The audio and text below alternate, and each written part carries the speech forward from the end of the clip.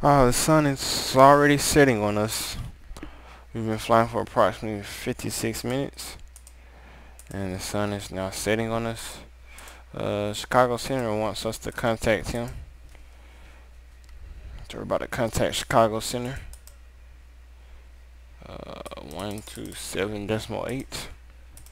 There's an event going on in Chicago, so this afternoon.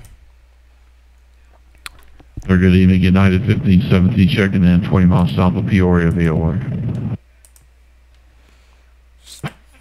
United 1517, Chicago Center, welcome aboard. Proceed direct Benki, cross Benki and maintain 10,000, 10,000. O'Hare altimeter 3034.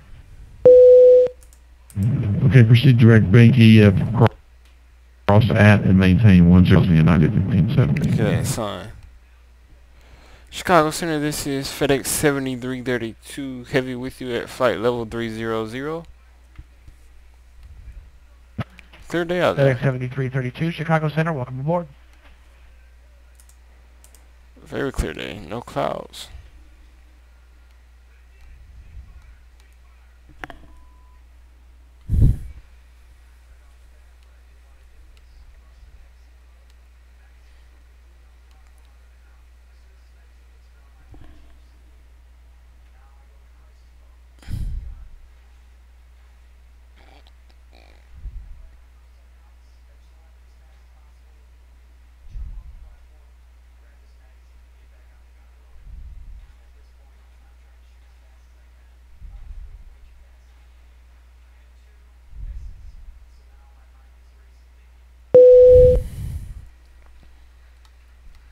We're going along pretty smoothly.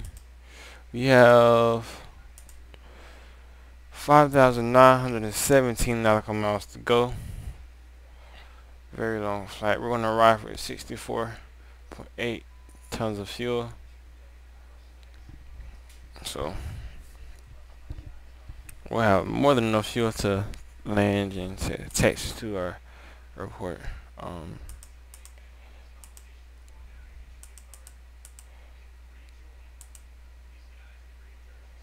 So just want to show you guys where we Delta are. 8930 after Teddy, Going. flight heading 100, vectors ILS, runway 27 left approach. Roger, after Teddy, heading 10 to 27 left First approach. step climb. Delta 8930.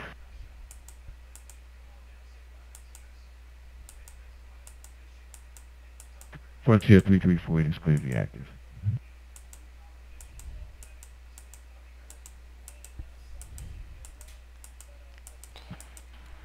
Southwest 2159, taxi to the gate via November Papa, cross runway 22 right, cross runway 22 left. 16 pages of legs. Of our legs page. That's a lot.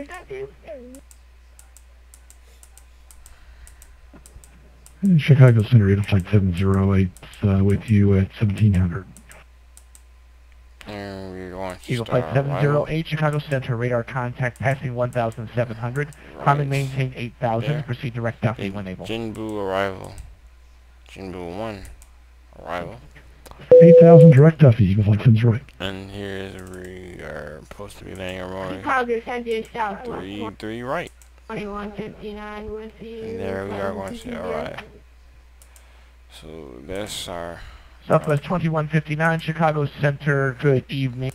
Are you able to proceed direct Chicago Heights? I'm just turning my weather radar. As you can see, we have no clouds, no bad weather, so this will be a pretty smooth ride. Southwest 2159, that is on the fifth one arrival, yes sir. So see you later on in the flight. 2159. Southwest 21.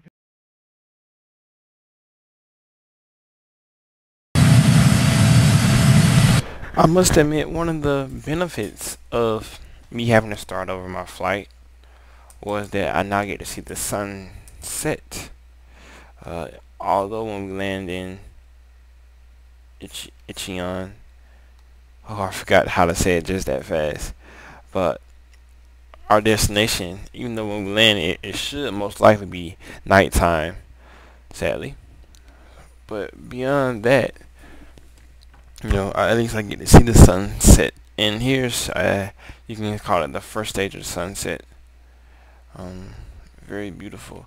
I still, as many times as I have flown, I still get mind blown by the sunset. Just compared to how it used to be for me, and how everything, just all the graphics and everything, how they used to be, and now look at them now.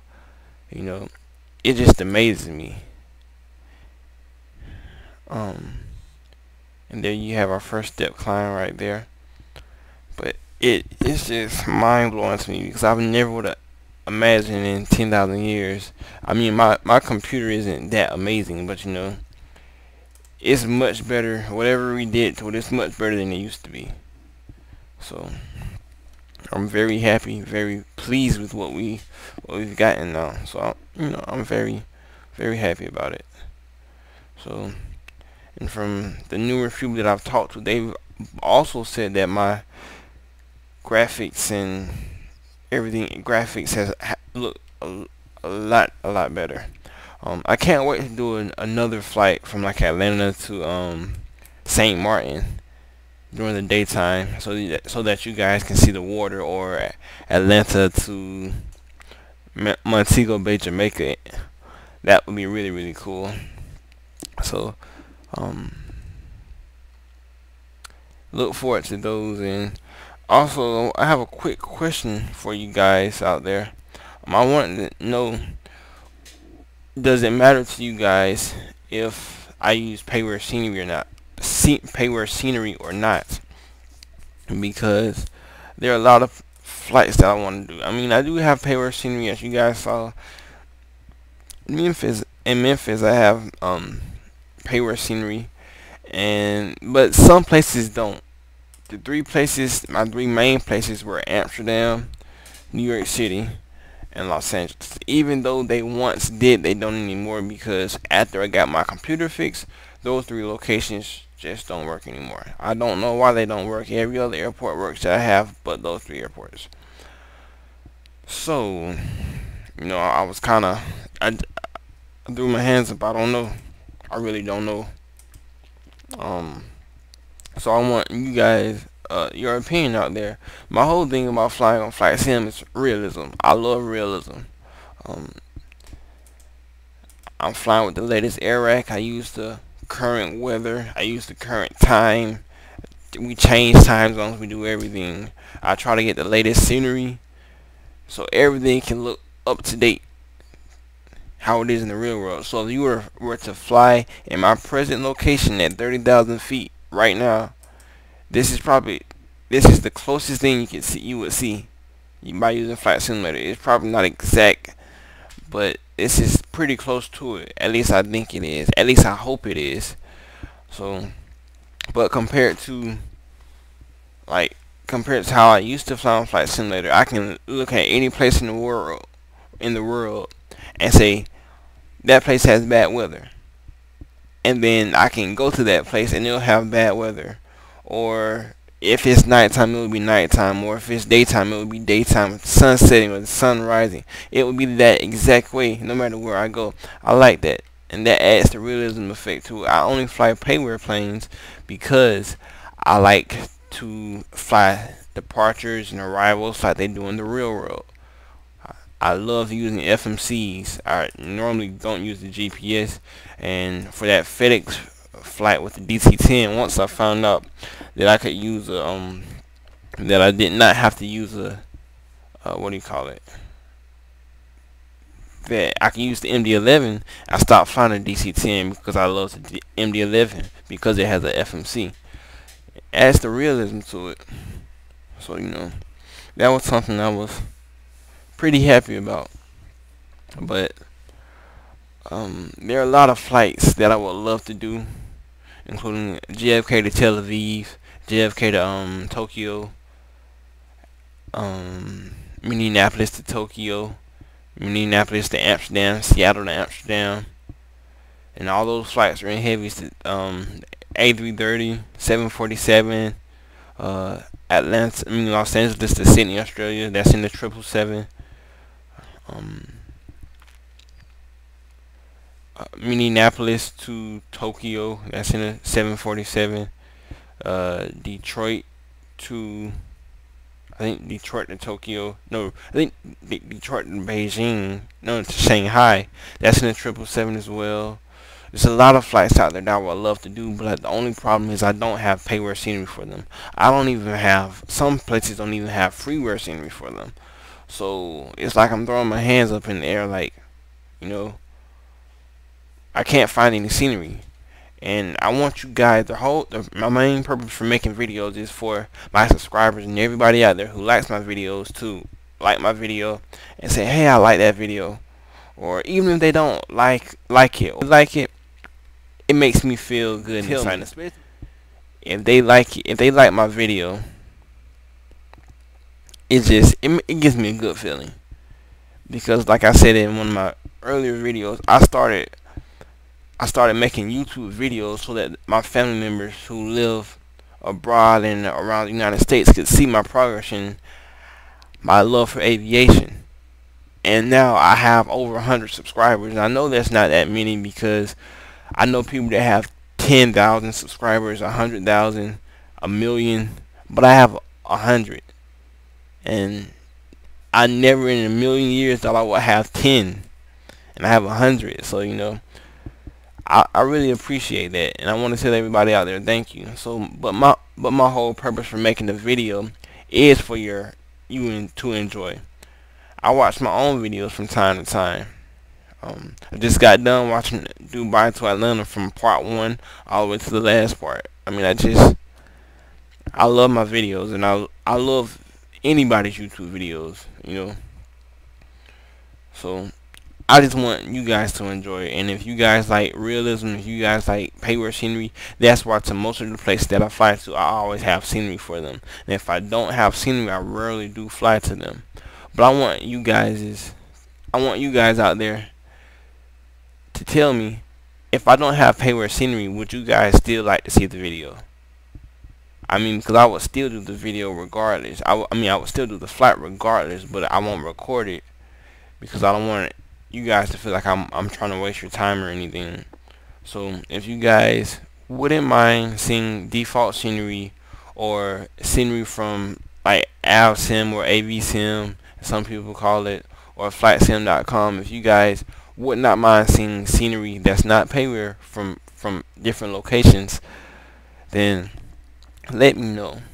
But I have a lot of flights I would love to do for you guys.